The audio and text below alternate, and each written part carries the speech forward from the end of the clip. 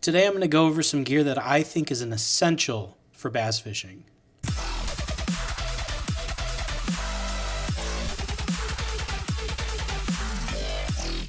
Now keep in mind, a lot of the things that I'm going to go over today are absolutely opinion based. By no means am I saying any of this is like an absolute essential. I'm not saying that without these items you're not going to catch fish. Chances are you probably are going to. In fact, it's almost guaranteed you're going to if you fish, pretty much anything in any body of water where there is fish. However, this is the stuff that I keep in my lightweight bag. This is my on-the-go stuff. This is my anywhere that I'm going to go fishing, whether it's pond hopping, the lakefront. If I'm only going to be there for a little while, or if I'm going, for 2 or 3 hours, this is going to be what I bring with me. And again, it's solely opinion-based. I think that these are like some really essential items, and there's a couple of things in there that are very much so not essential. But with that being said, let's get into it. This is a couple of things that I think you should bring with you to be even more successful at bass fishing. So right off the bat, if lures and everything don't work, I do think everybody should have good quality plastics on them. Now, this is a green pumpkin color. This is going to be the black with the blue. And these, at least in my opinion, in the Midwest have been absolutely my go-to colors. I have a Ned rig kit here, and even those Ned rigs are, green pumpkin. Sixth Sense did come out with Green Pumpkin Pro. It's really nice because it's the regular, typical green pumpkin with the black flake, but then it's got like this pink shimmer on the bottom, and it's super awesome. It works really well. I ended up buying the prawns, which is like the crawfish version of it, and then I also bought these. These are the Busa 9.6s. It's 9.6 inches of worm. It is very long. It's super long, and I love them. I've had a lot of luck, and I definitely probably won't go any. Very similar to these, we fished these all year this year. That's the Tequila Sunrise color. I didn't go out a single day and fish those and not catch anything. But yeah, make sure you got plenty of plastics. For me, what I have, like I said, I have the 2 crawfish, the black and blue, and then the green pumpkin. I'm going to be carrying the Green Pumpkin Pro color.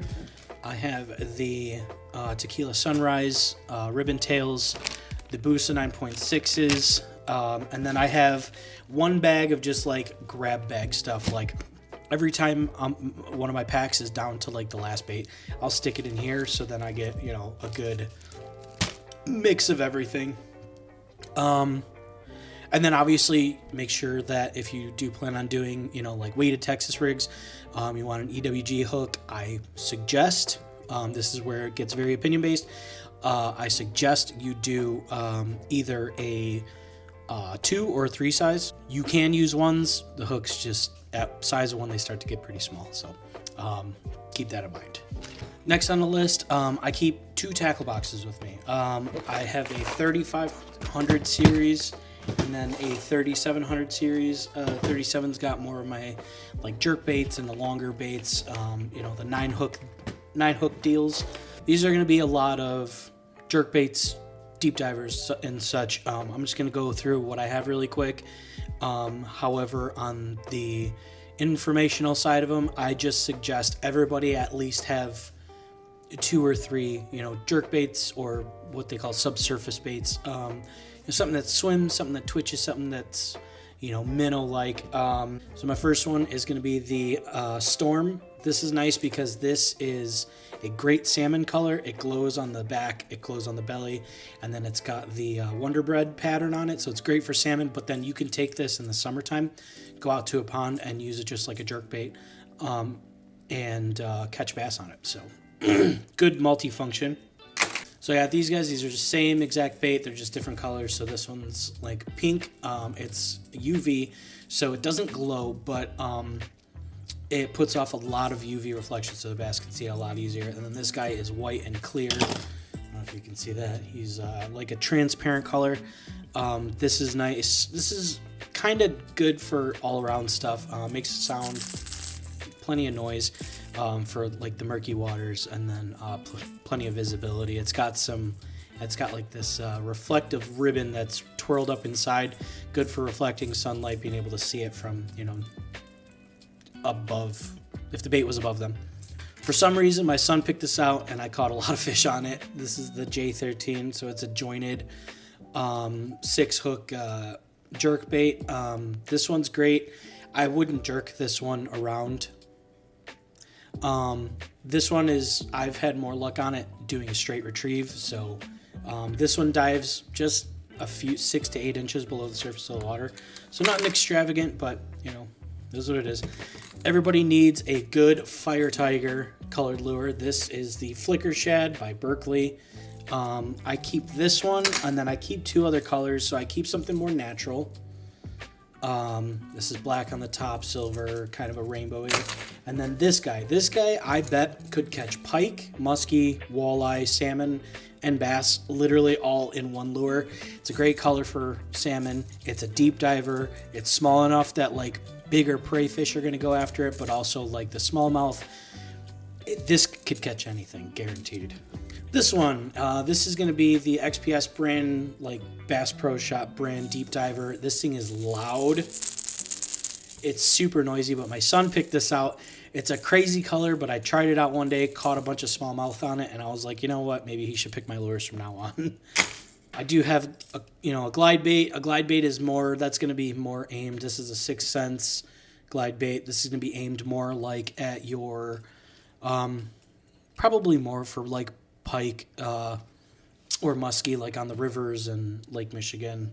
And then I haven't tried this guy out yet this year. I just found him recently. This is the Berkeley Spin Bomb. So this guy's got props on the front and the back. It's really just meant to be kind of a whopper plopper hybrid. They spin. So I'm gonna try that out. I'll if they work, I'll get back to you on that one. But that's going to be the first box. My second box, which is weird because it's actually the 3500 series box, the smaller one, is where all of my like everyday March through October baits are. This one is going to be the 6 Sense Crush, I believe. So a little bit of noise, not too much. It's a square bill. This is more of a metallic shad colored. This will be another square bill of mine. This is more bluegill pumpkin seed style. These are both, that one was 6 Sense. This guy's XPS. And then for some reason, I don't know why, but the smallmouth in Lake Michigan love chartreuse. So I got a chartreuse square bill. This is the bait that I throw like in the harbors in the summer, like the hot summers. Throw these in the harbors, in and around and under boats and docks. That's going to catch you some fish.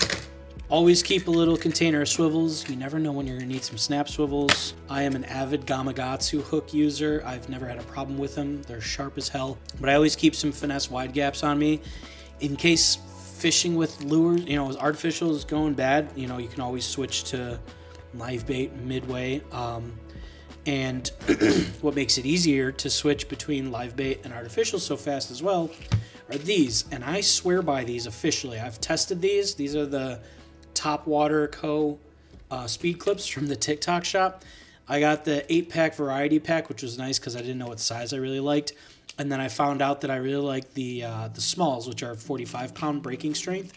So I ordered 2 packs of those, and then I got a little Huggy. I don't drink, but it's pretty cool for Cokes, which I also don't drink. I don't drink pop. But yeah, I've tested these, and 45 pounds, they break at closer to 53-ish. But yeah, so keep some snap swivels on you. I would definitely always make sure that you kept a box of split shots. Can't go wrong with those, just, for live bait or typical bobber fishing, which brings me to the bobbers. Make sure you always keep a bobber on you. You never know. This fishing could go really slow and really bad one day. Switch to night crawlers, and it's more fun to catch 100 bluegill than it is to catch 0 bass. So it's always an option. Make sure you keep small hooks for the bluegill, especially if you want to throw out a small hook to catch a bluegill to throw out to go at after the bass and like beds and stuff in the spawn season. Make sure you keep some of them. They don't take up too much space or weight, so it never hurts to keep those on deck. Your bullet weights for your Texas rigs, these are 3/16 ounce. I think they're the perfect size for the fishing that I do. Like I said, your EWG hooks, your extra wide gap hooks, these are good for Texas rigging all of your plastics and stuff. So you'll want to keep those on deck. And then moving on to the number one type of fishing that I do. And I mean, I do this from March to the middle of October and everywhere in between. I always have luck with this type of fishing, and that is topwater fishing. First up is going to be a new bait that I have not tried yet, but I cannot wait to try. So this is called the Berkeley KREJ. It's just jerk backwards. It's because his lip is inverted. It's facing up. This was originally designed for forward-facing sonar. You throw it just on top of the fish, and it sinks backwards, and it kind of puts the bait behind the fish, and then you can drag it through them. But I've heard a ton of people say that this bait is super good for doing like wake bait styles on the topwater. It's real heavy. This thing feels like I'll be able to cast this thing a mile. So I can't wait to. I don't really have any input on this yet. Hopefully here pretty soon. It's currently January in Chicago and obscenely cold. But yeah, very soon I'll be able to get out in the water and let you know. Something I suggest everybody goes out with all the time is a frog. Go with a decent brand frog because they're soft. This is a Poppin' Frog by Booyah Baits. I like the natural colors. Frogs up here aren't orange and blue and black and yellow. They're all green like this. So I do that. I also like to trim these. That's all preference though. Some people like them, long enough to put in a ponytail. Some people like to shorten them even shorter than this. This is about 2 inches long. That's what I prefer. You'll find your preference for sure. But if you're getting to a place, a body of water, you have never been there before or something like that, and you show up and you're like, the whole thing is covered in weeds, covered in seaweed, covered in grass, whatever. You're gonna want to throw one of these because you don't have to go home that day. You just throw this right on top of these weeds. It's gonna stay completely weedless. Just make sure every few casts that you take it out and squeeze out the water, they do build up water. But yeah, I would definitely always go with one of these. At least bring one with. Next up is something that I'm obscenely excited to use. I just discovered this like a month or two ago. Apparently they came out a while ago, but people swear by them. It is the Z-Man Hellraizer. It's basically a topwater chatterbait of a sort. This blade sits just under the water and vibrates around, shakes, and this guy rides across the top. I'm super excited to try this. I heard it's crazy. I'm a topwater fanatic. I love fishing topwater. And so I did end up going with the white one for clear waters, the black one for good contrast on like cloudy days. And then this bluegill perch style for more of a natural. I do know that blade color sometimes matters. You kind of just have to figure it out in your area, but we got a gold, black, and then silver blade. I cannot wait to try these. These are going to be awesome. I hope they're going to be awesome. Last but not least in my arsenal of topwater baits, my number one go-to, these things I throw first. This is the first thing, and no matter where I go, I throw these first. And then if they're not hitting, then I'll go start running through everything else. But that is going to be the Choppo, the Whopper Plopper. I know people overhype these. I know people hate these. The reason they hate them is because they work all the time. They work every time you throw them. I don't care who you are. And if you say they don't work, you're lying.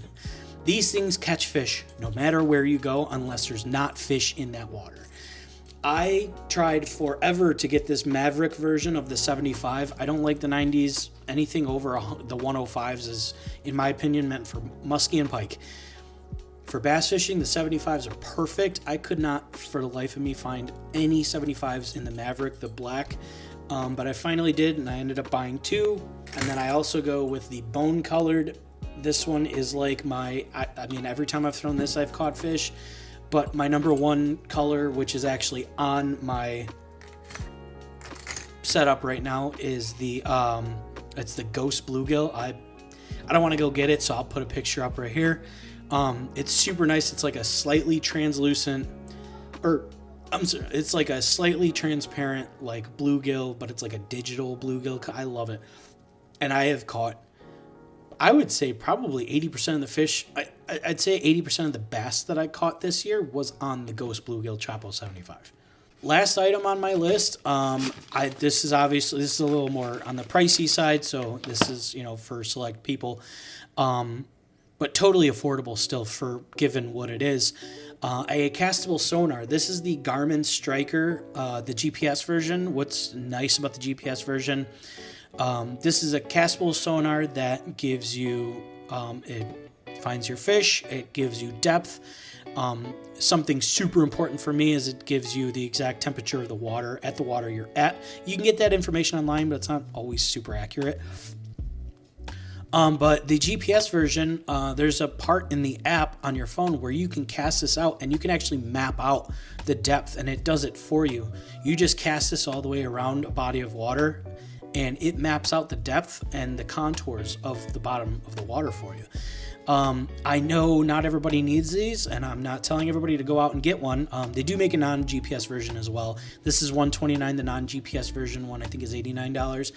But these are super nice if you're fishing like somewhere you've never been before.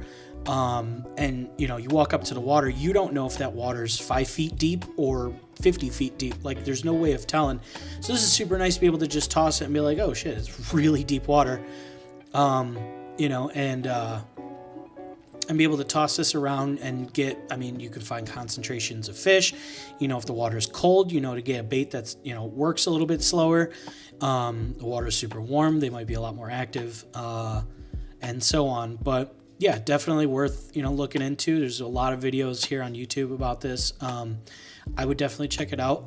I love it. I definitely won't go fishing without it. It stays in my bag. It's small. And it just, you clip it onto your rod and reel.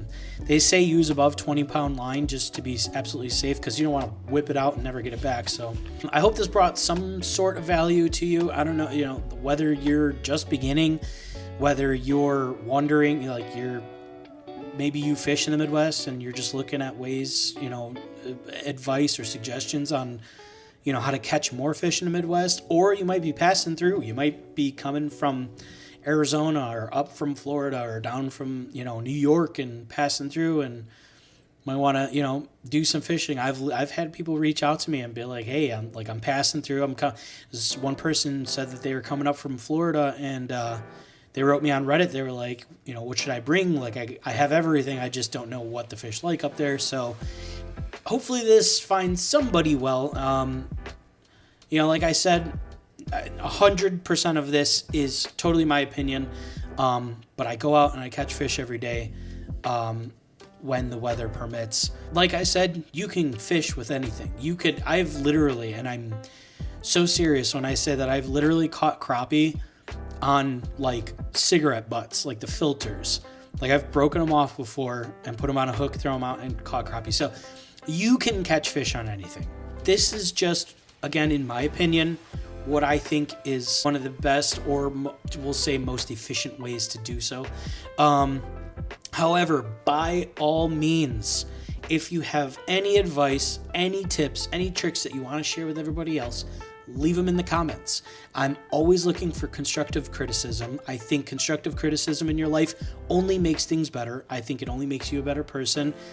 You just have to handle somebody disagreeing with you really well. And as long as you can do that, you're not going to have any problems whatsoever. So I hope this helps somebody somewhere, somehow.